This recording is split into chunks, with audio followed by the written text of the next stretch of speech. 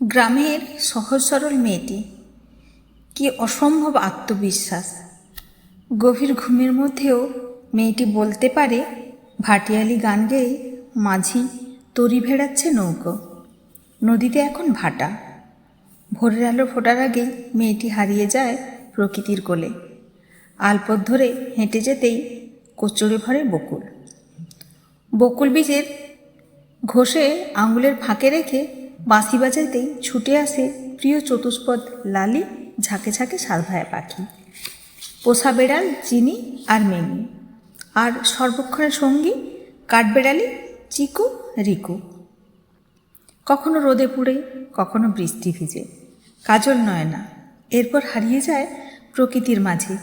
মেয়েটি ভীষণ ডানপিটে, রাধাচূড়ার ডালে বসে পা ঝুলিয়ে অনায়াসে সাবার করে টক আম, কাঁটা ঝোপ পেরিয়ে তুলে আনে বজকুল। একবার বায়না ধরল চেরাপুঞ্জি থেকে বৃষ্টি আর মেঘালয়ের মেঘ পাহাড়কে ধরে আনবে। পাহাড়ের গায়ে পেয়ে বৃষ্টি নামিয়ে ভিজবে মনের সুখে।